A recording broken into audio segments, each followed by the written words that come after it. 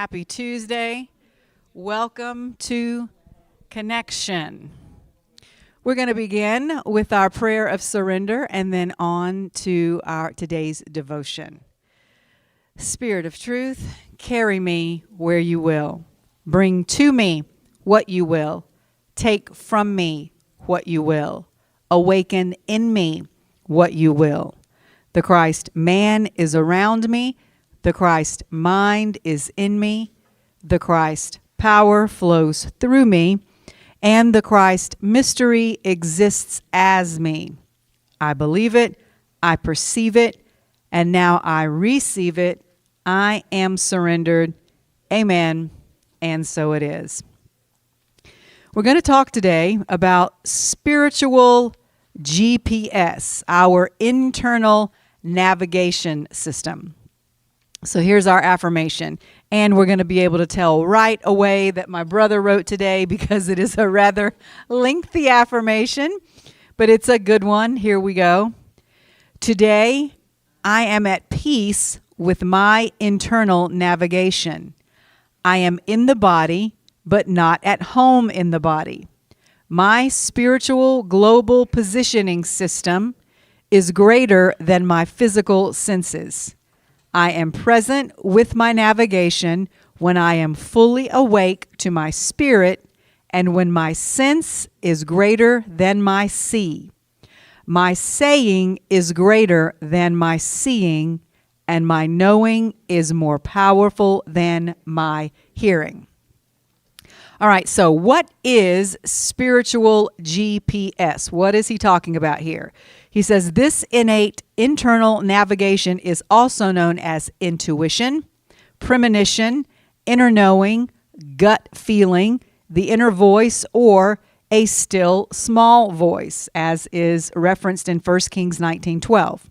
And the good news is that everyone has it. You may not think you do, but you do.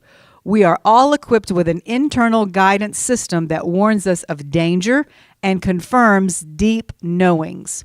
It can push us forward into an open door and or hold us back from an opportunity that is not a vibrational match for the life we are creating. So how do we hone this gift? First, don't ignore it. Welcome it. Acknowledge it. Listen to it. Feel it. Next, surrender to it. We're going to talk a little bit later on in the teaching today about surrendering. Trust your sense more than your see. Lean to your inner knowing more than your outer hearing. Finally, take an inventory. Be open to recalibrate if you miss it, while also being aware of when you are accurate. Okay, so what I believe he's saying there is, if you realize you're off track, stop and think, when was I last on track? That'll help you get back to where it was, or also help you realize what caused you to get off track. How often, and also ask yourself the question, how often has my spiritual GPS led me astray? Probably not many times, if ever.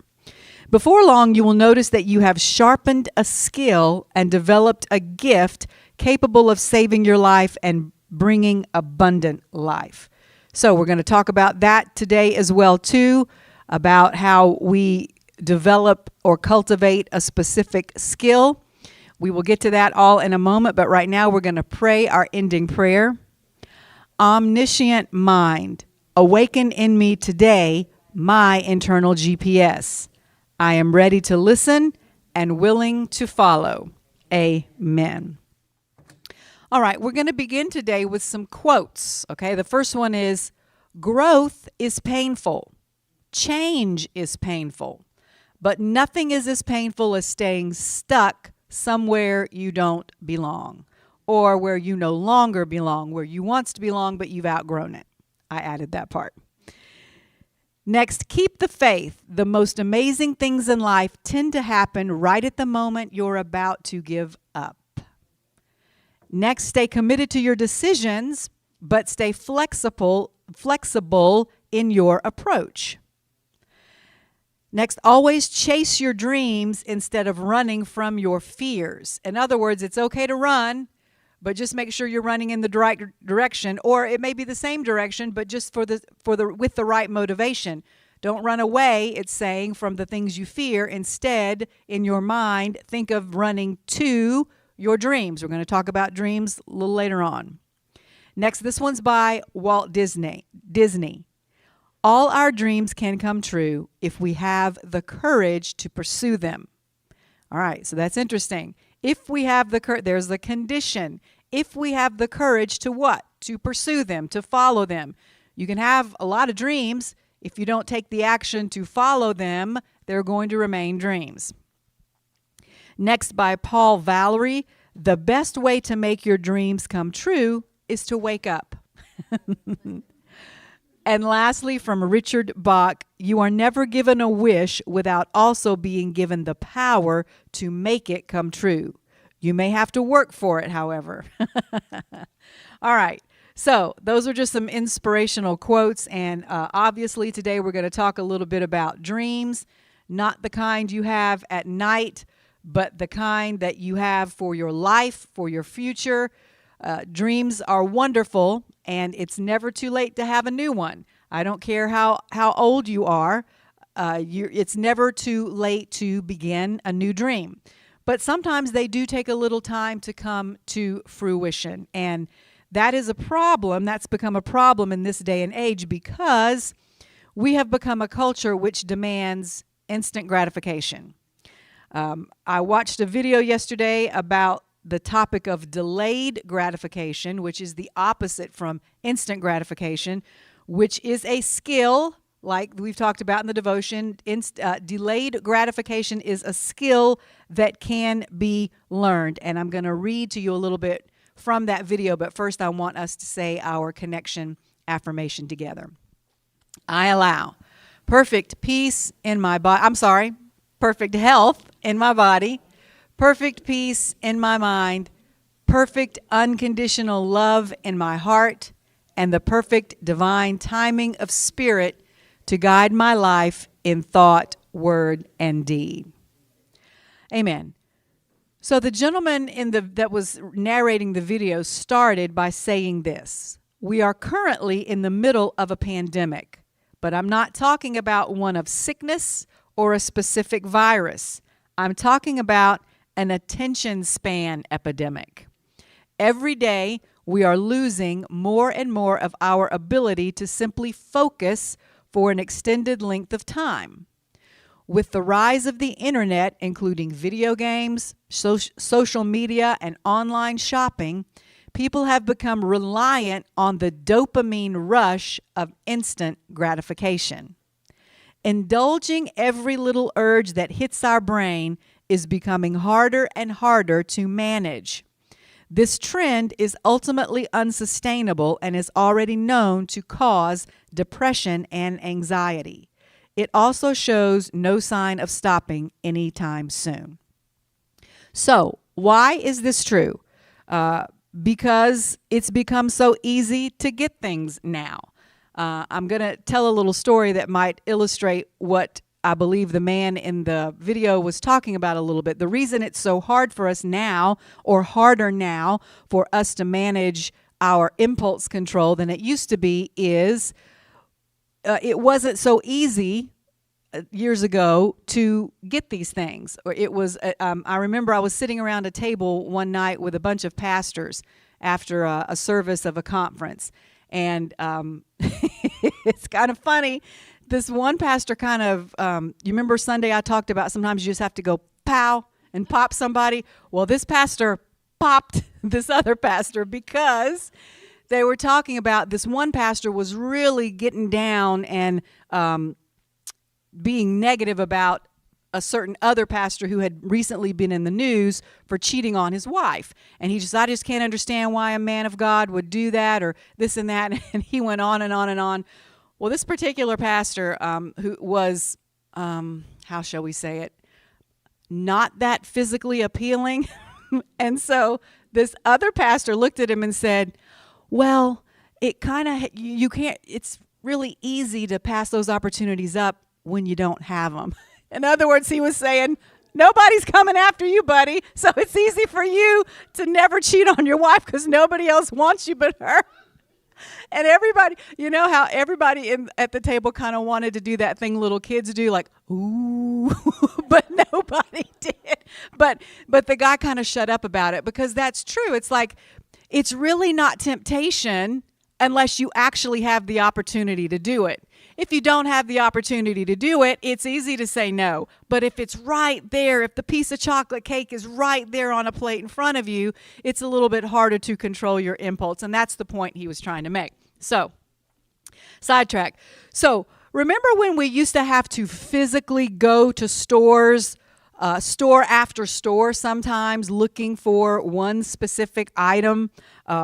So now you just pick up your phone and you open Amazon or some other website for a store, and everything's right there, and you just go click, click, click, and it arrives on your doorstep 48 hours later. So we've gotten all the way to there from back in the day, which I can remember even in my adult life, writing checks. Anybody remember writing physical checks? How many people still write physical checks? Okay, some of us still do. But I remember when I was in college, briefly I went to Oral Roberts University out in Tulsa. And so it was in the 80s, and we were still writing checks. But back then, you know, you couldn't go to a restaurant and write a check for your bill. So it was well known around, the students would tell you which grocery stores would cash a check for you without you having to buy anything. And so we would all go to those grocery stores before we'd go out to eat, and we'd write our little checks, you know, from the bank account that our parents were putting money into and get the cash so we could go eat. So, but think about it. I mean, you had to go through some steps in order to get that cash, or you had to take the time to sit there and write out a check. Now it's just pick your phone, click, click, boom, done.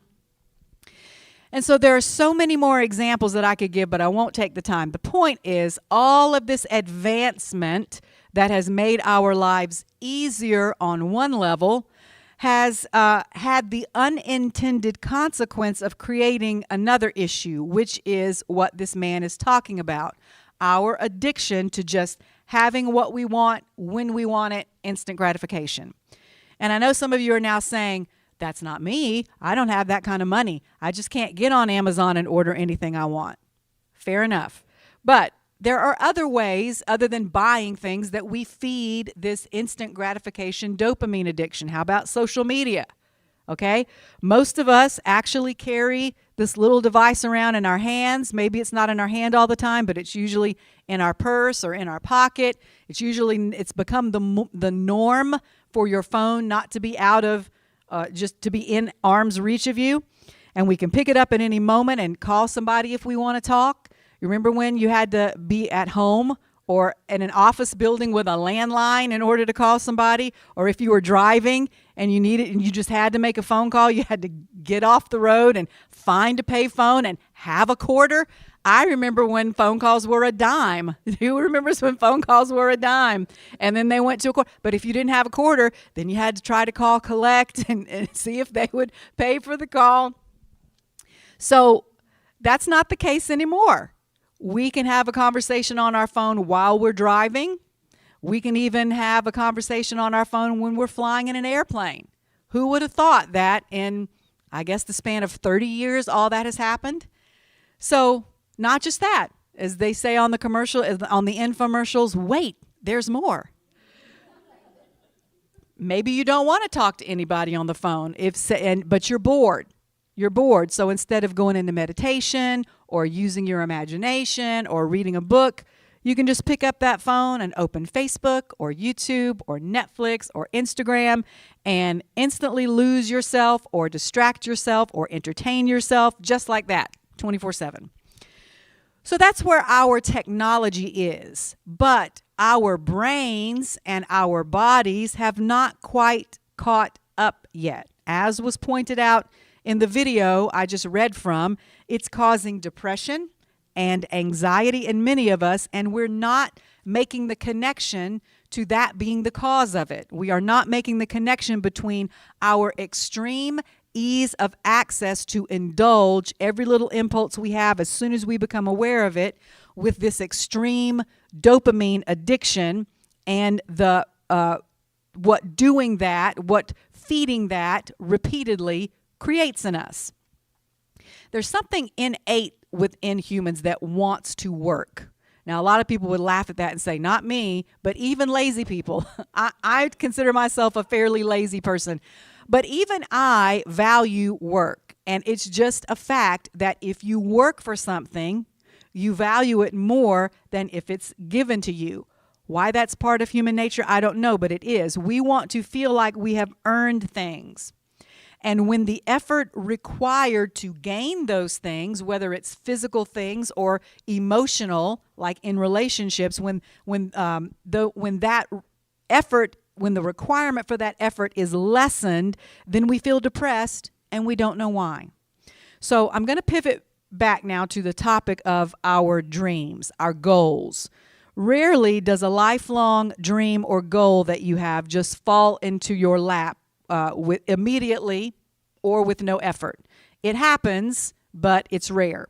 Most of the time, we have to put in some work and we have to spend some time waiting. Sometimes we have to put in a lot of work, and sometimes we have to wait a long time. Also, we have to learn to be patient. We have to master the skill of delayed gratification. If I've already figured out a certain amount of money that I need for a down payment on, let's say, a piece of land I want, or a little place in a building for a shop, or a certain piece of equipment that I need in order to fulfill my dream, then I've got to have a plan to save up that amount of money, which means if at some point along the way I have an impulse and I want to dip into that money to buy this other thing, I know I have to know how to say to myself, no, this dream I have is more important than this little impulse to buy such and such XYZ at this moment that I want right now. I am going to delay my gratification. I'm going to forego buying this little thing now so that I can stay on track with this larger goal or dream I have. I think we all understand this concept. It's not complicated, but the issue is it's getting harder now to do that, to control our impulses because of all this emphasis on instant gratification and the ease with which we can now accomplish it. I'll tell you about a little trick I used to use when I would go shopping, not for something specific. If I needed something specific, I just go in and get it. But back in the day, people don't do this a lot anymore, I guess because online shopping, as I said, is so prevalent. But used to, you just go to the mall just to go, just to have something to do, just to browse.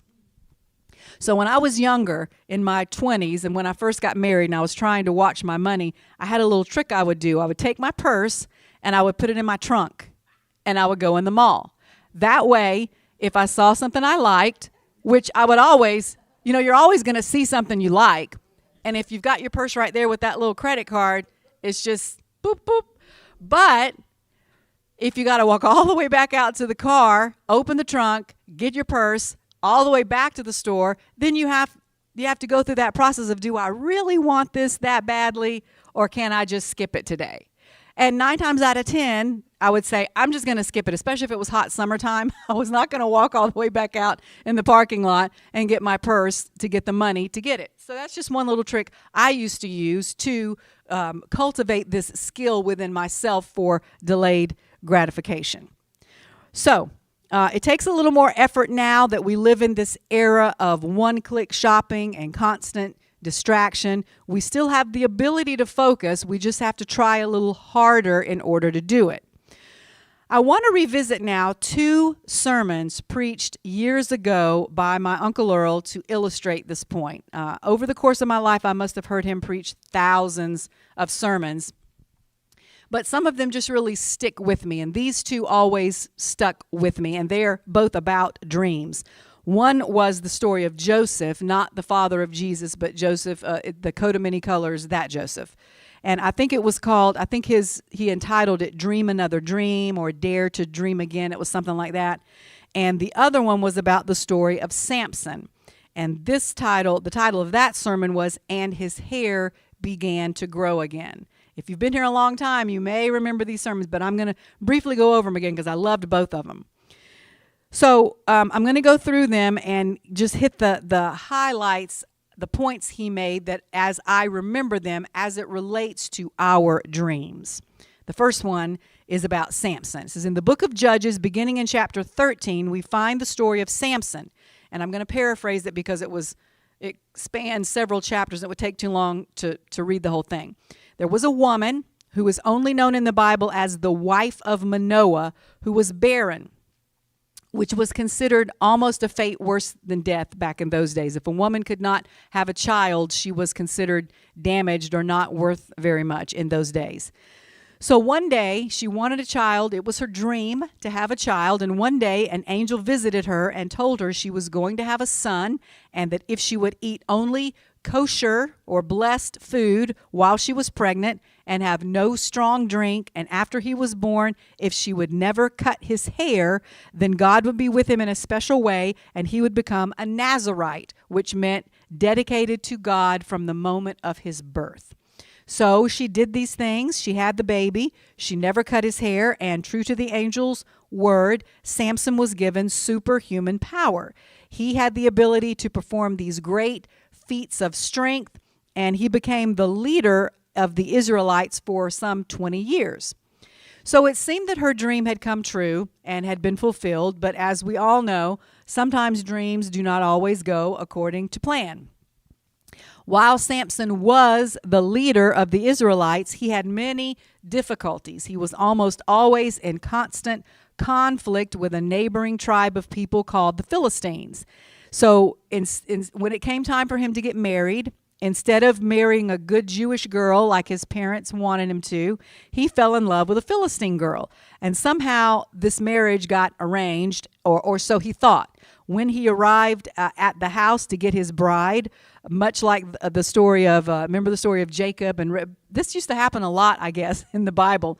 But her father had already given her to another man, which made Samson extremely angry. And this was the story that when he caught 300 foxes, tied their tails together and set them on fire and let them loose in the man's on the man's land, which destroyed much of his land as well as his neighbors. So this made an already tense situation between the Israelites and the Philistines even worse. So in retaliation, the father, who was a Philistine, got a bunch of his Philistine friends together, and they created a little posse, and they went out after Samson. And this group was constantly trying to catch him. They were always trying to get him, which sometimes they did, but he always kept, every time they would catch him, he would embarrass them because he was so strong. He would let them think he was caught, and then he would somehow escape whatever trap they had set for him. So he kept embarrassing them over and over. So when they couldn't get him personally, they started to raid the homes of his tribe. And this caused his fellow Israelites to be a little angry with him and turn against him. After a particularly bloody incident where Samson had killed some Philistines, he went to hide out in a cave, and his very own tribesmen, fellow Israelites, found him and were going to take him and turn him into the Philistines because they were tired of paying the price for all of his actions.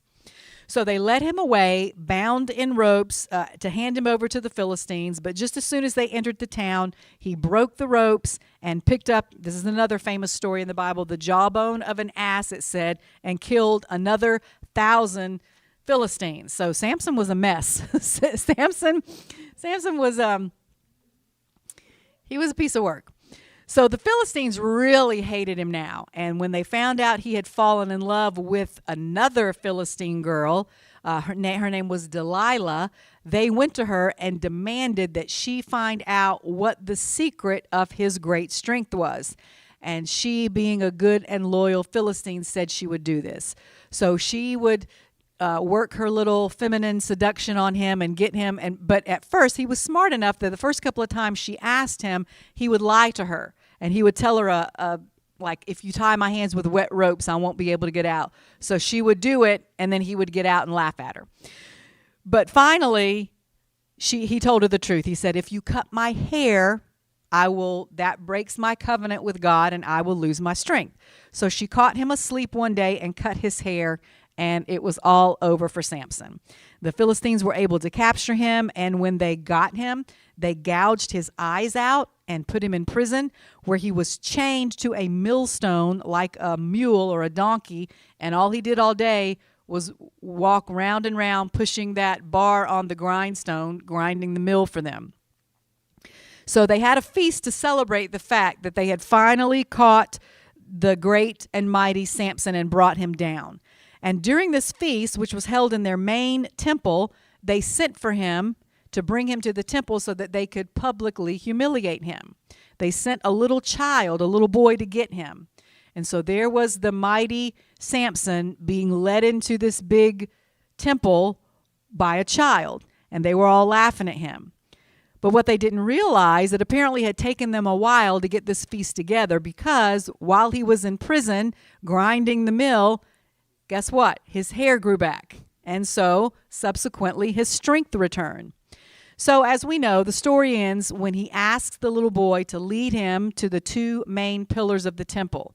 And as they're all laughing at him, he, as they say, had the last laugh, because he pushed the pillars of the temple down, and the whole thing collapsed and killed all of them. Now, that is a horribly violent, destructive story. Most of the Old Testament is violent and destructive. But why did I tell it? Because sometimes your dream gets off track, because you make some not so good decisions, or you decide to fraternize, as my dad says, with the wrong people who are not true to you and are only looking for your weaknesses, like Delilah was. Sometimes you take some calculated risks for your dream that do not pan out, that only lead to negative consequences. But the moral of the story of Samson is, if you don't give up, then you can still snatch victory from the jaws of defeat. All right, let's move on to the story of Joseph. I'm going to read this one from the Living Bible translation. It's in Genesis 37. So Jacob settled again in the land of Canaan, where his father had lived. Jacob's son Joseph, now 17 years old. His job, along with his half-brothers, the sons of his father's wives, Bilhah and Zilpah, was to shepherd his father's flocks. But Joseph reported to his father some of the bad things they were doing. So in other words, he was snitching on his older brothers. Now, as it happened, Israel, or Jacob, loved Joseph more than any of his other children, because Joseph was born to him in his old age. So one day Jacob gave him a special gift, a brightly colored coat. His brothers, of course, noticed their father's partiality and consequently hated Joseph. They couldn't say a kind word to him. One night, Joseph had a dream and promptly reported the details to his brothers, causing an even deeper hatred. "Listen to this," he proudly announced. "We were out in the field binding sheaves, and my sheaf stood up, and your sheaves all gathered around it and bowed low before it." So you want to be king? So you want to be our king, do you?" his brothers derided, and they hated him both for the dream and for his cocky attitude. Then he had another dream and told it to his brothers. He didn't learn from the first time. "Listen to my latest dream," he boasted. "The sun, the moon, and 11 stars bowed low before me." This time he told his father as well as his brothers, but his father rebuked him. "What is this?" he asked. "Shall I indeed and your mother and brothers come and bow down before you?" His brothers were fit to be tied concerning this affair, but his father gave it quite a bit of thought and wondered what it all meant. One day Joseph's brothers took their father's flocks to Shechem to graze them there. A few days later, Israel called for Joseph and told him, "Your brothers are over in Shechem grazing the flocks. Go and see how they are getting along and how it is with the flocks, and bring me word." "Very good," Joseph replied. So he traveled to Shechem from his home at Hebron Valley, and a man noticed him wandering in the fields. "Who are you looking for?" he asked. "For my brothers and their flocks," Joseph replied. "Have you seen them?" "Yes," the man told him. "They are no longer there. I heard your brothers saying they were going to Dothan." So Joseph followed them to Dothan and found them there. But when they saw him coming, recognizing him in the distance, they decided to kill him. "Here comes the master dreamer," they exclaimed. "Come on, let's kill him and toss him into a well and tell Father that a wild animal has eaten him. Then we'll see what will become of all his dreams." So time out.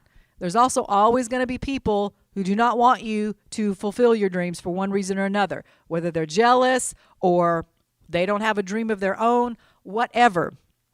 There will be people who come after you and your dream. But Reuben, he was the oldest brother, hoped to spare Joseph's life. "Let's not kill him," he said. "We'll shed no blood. Let's throw him alive into this well here. That way he'll die without our touching him." I don't know if that was better or worse. He thought he was being merciful, but I don't think he was. But then it says in parentheses here, Reuben was planning to get him out later and return him to his father. So when Joseph got there, they pulled off his brightly colored robe and threw him into an empty well that there was no water in.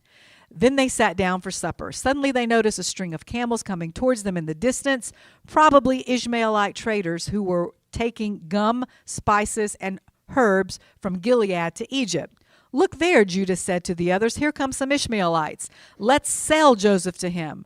Why kill him and have a guilty conscience? Let's not be responsible for his death, for after all, he is our brother." And his brothers agreed. So when the traders came by, his brothers pulled Joseph out of the well and sold him to them for 20 pieces of silver. And they took him along to Egypt. Sometime later, Reuben, who was away when the traders came by, returned to get Joseph out of the well. When Joseph wasn't there, he ripped at his clothes in anguish and frustration. "The child is gone, and where shall I go now?" he wept to his brothers. Then the brothers killed a goat and spattered its blood on Joseph's coat and took the coat to their father, asking him to identify it. "We found this in the field," they told him. "Is it Joseph's coat or not?" Their father recognized it at once. "Yes," he sobbed, "it is my son's coat. A wild animal has eaten him. Joseph is without a doubt torn to pieces." Then Israel tore his garments and put on sackcloth and mourned for his son in deepest mourning for many weeks. His family all tried to comfort him, but it was no use. "I will die in mourning for my son," he would say, and then would break down and cry. Meanwhile, in Egypt, the traders sold Joseph to Potiphar, an officer to the Pharaoh, the king of Egypt. Potiphar was the captain of the palace guard, the chief executioner. So, after Joseph's brothers sold him into slavery, he went to the house of Potiphar, which was in Egypt. And there, as we say, a series of unfortunate events ensued. Potiphar's wife developed a little crush on Joseph.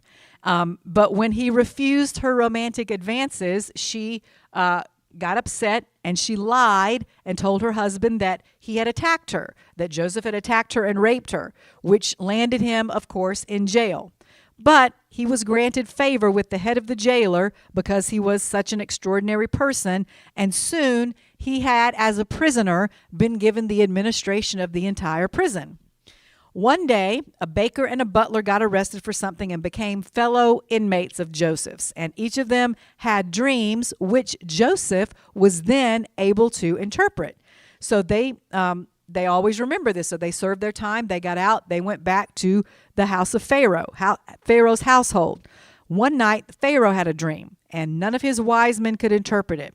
So the baker and the butler went to him and they said, "Hey, there was this guy that we were in prison with. His name was Joseph, and we had dreams, and he was able to interpret them for us. So maybe he can interpret your dream."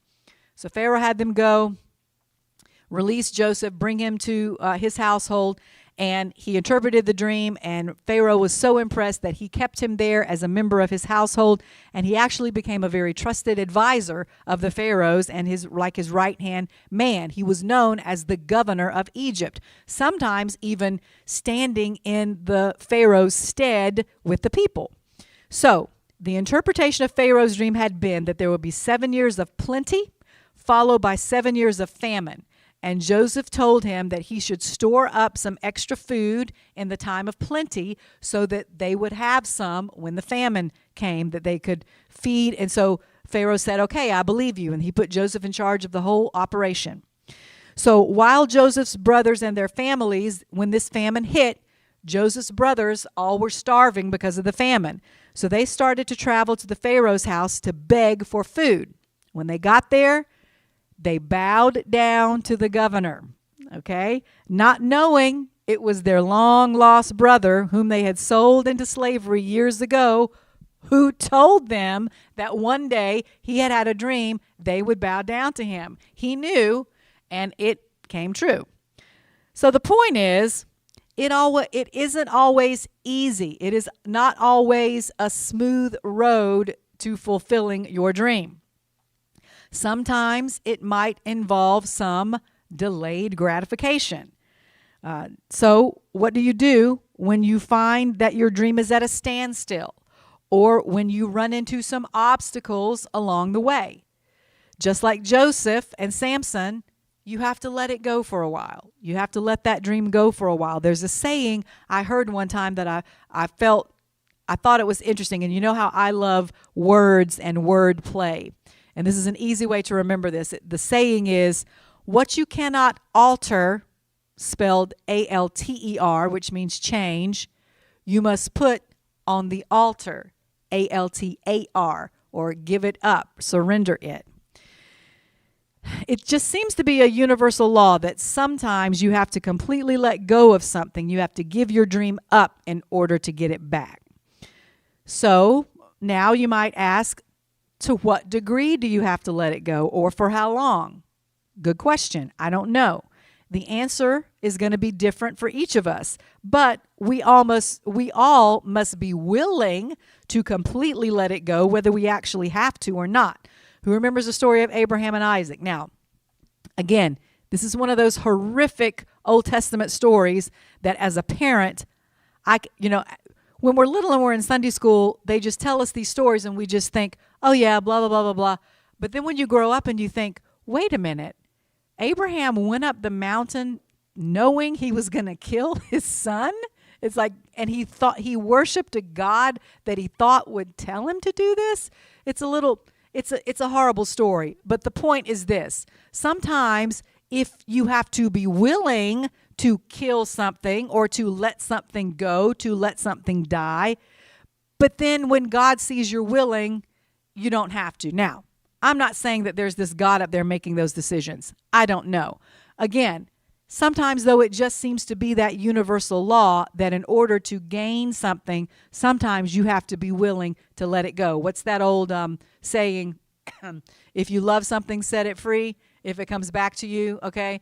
That means it was really yours. So you have to, true love doesn't squeeze. True love doesn't imprison someone or a person or even a dream. If you have to control every little aspect of it, then you're going to lose it. You remember that little story about the little boy that had the bird and he loved it so much and he squeezed it so tightly that it died? It would have been better if he had just opened his hand and let it walk around. That way he could have enjoyed the bird and loved the bird forever or as long as it lived, rather than squeezing it so tight that he killed it. There's lots of messages in there. And again, I'm not saying God makes you do this. I don't know that's what this story was saying, and that's how people at the time interpreted this Bible story. But there does seem to be something to that idea that you have to surrender in order to really, truly gain something back. So one of my favorite 1970s bands is a band called Bread, and they have this song that they sing that's one of my favorite that talks about what I believe is the ultimate degree to which it is possible to let something go. Now, of course, this is speaking of a romantic relationship, but we could apply it to anything in our lives. And as I read it, I'm also going to make the disclaimer, I know this is improper grammar. As a former English teacher, I know that they should have said doesn't, but they don't. They chose not to use this. The name of the song is It Don't Matter to Me.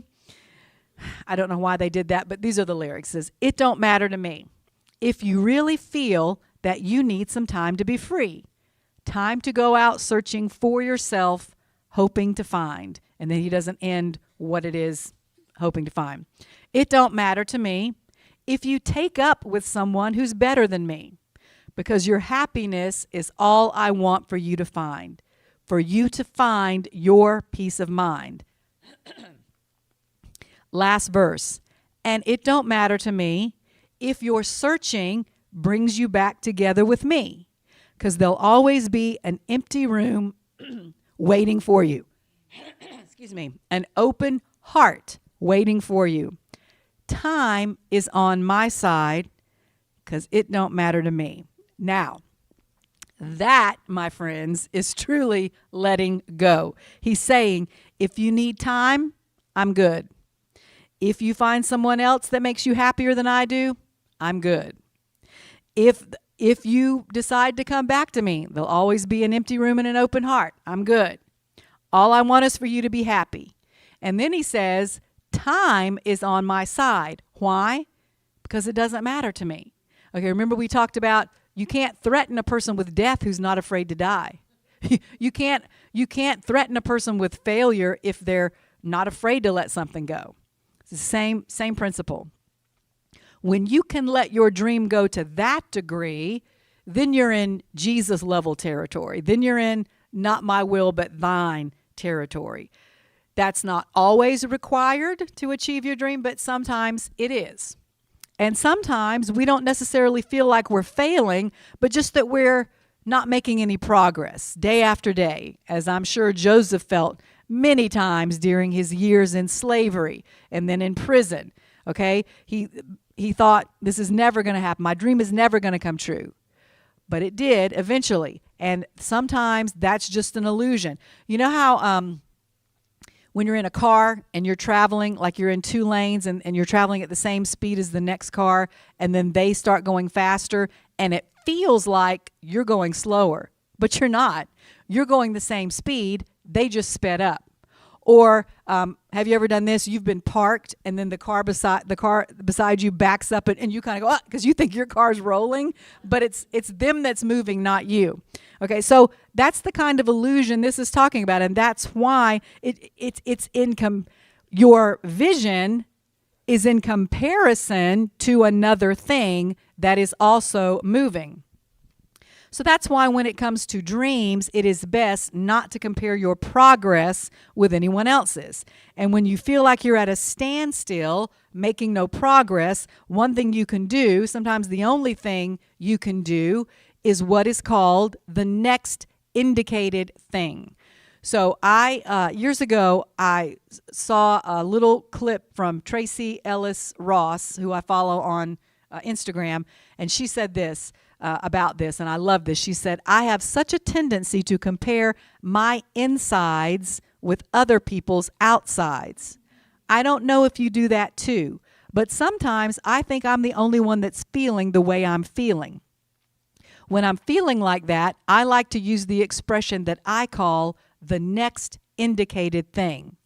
I don't always have to know what the big answers are for my life, but I can always do the next indicated thing. I can get up and make my bed. I can get up and brush my teeth. I can get to my appointment on time.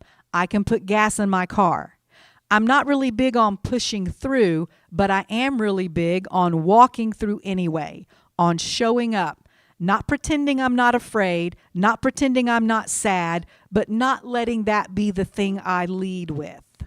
I love that. It was just a short little piece she put up one time, but I loved it. She talks about that maybe I can't get the big thing today, but I can get up. Instead of sitting here being depressed that I'm not where I want to be yet, I can get up and I can do this. I can do this. I can put my clothes on. I can make myself the best meal I can. I can take care of my body.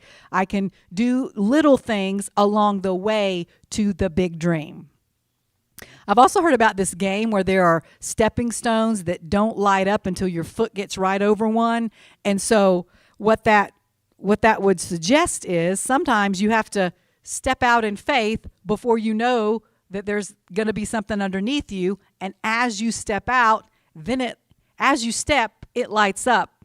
But it doesn't light up until you take that step of faith. So sometimes in the pursuit of our dreams, we're going to have to endure a few setbacks. But if it's really your dream, then it's worth it. Most importantly, when you have done all you can do and you have come to the end of your rope, you have exhausted all your power to make it happen, you just have to put it on the altar. You just have to surrender. You have to let it go. You have to, as they say, let go and let God give it back to you. I'm going to end today with a beautiful poem about our dreams. It's by a woman named Loretta Burns. As children bring their books and toys with tears for us to mend, I brought my broken dreams to God because He was my friend. But instead of leaving Him in peace to work alone, I hung around and tried to help with ways that were my own.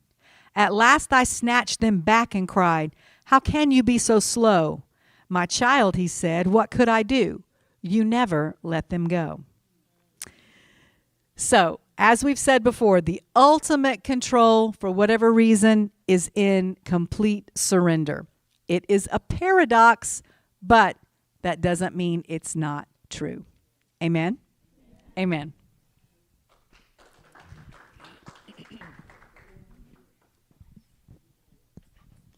Blessed always, blessed always, for the arms of God surround us. Let our joy be so triumphant that we rest in God and say Amen. Blessed always, blessed always, for the arms of God surround us. Let our joy be so triumphant that we rest in God and say Amen. Be blessed this week. I love you. We'll see you next Tuesday.